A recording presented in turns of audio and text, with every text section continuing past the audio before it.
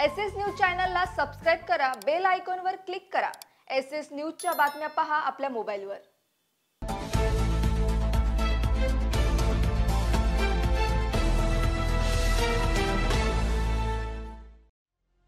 नमस्कार, मी Shilpa Baviskar. SS news मध्ये आपलं स्वागत आहे। चला तर मग जाणून घेऊयात आजच्या महत्त्वाच्या बातम्या। कल्याणमध्ये शाळेला दांडे मारून गणवेशातील विद्यार्थी गेम झोनमध्ये वेळ घालवत असल्याची माहिती समोर आल्यानंतर मनसे थेट कारवाई करायला गेले। कल्याण पश्चिम येथील खडकपाडा सर्कल जवळील रॉक माउंट टॉवर मधील गेम ग्राउंड नावाच्या गेम झोनमध्ये हा प्रकार उघडकीस आलाय। या प्रकाराबाबत काही पालकांनी तक्रार करताच मनसेचे जिल्हाध्यक्ष तिथे पोहोचले। त्यांनी थेट गेम झोनमध्ये जाऊन कर्मचाऱ्यांना कानशिलात लगावत जोरदार दम दिलाय।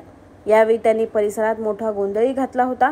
मनसेने स्पष्ट इशारा दिला की पुढे पुन्हा शाळेच्या गणवेशातील विद्यार्थी गेम झोनमध्ये आढळल्यास संबंधित झोनला मनसेच्या कार्यकर्त्यांकडून तोडून टाकण्यात येईल। एक 4-5 पालक आले आणि त्या पालकांनी मला सांगितलं की आमची मुलं गेल्या 8 दिवसापासून ह्या गेम झोनला येतात।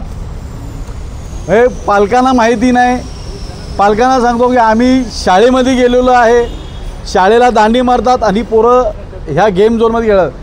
त्या त्या मुलांनी एक 7-8 मुलं आहेत, मम्मीच्या पर्समधून माझ्या आईच्या पर्समधून 500 रुपये आणले।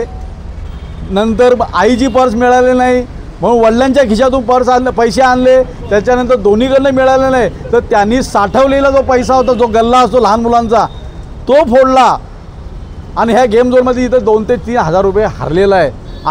आम्हाला जशी सूचना कळाली, जे पालक जेव्हा आल्या त्यानंतर आम्ही इथं आलेलो आहे।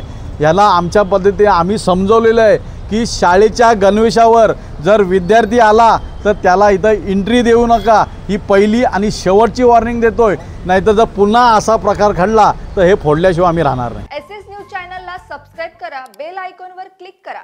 एसएस न्यूजच्या बातम्या पहा आपल्या मोबाईलवर।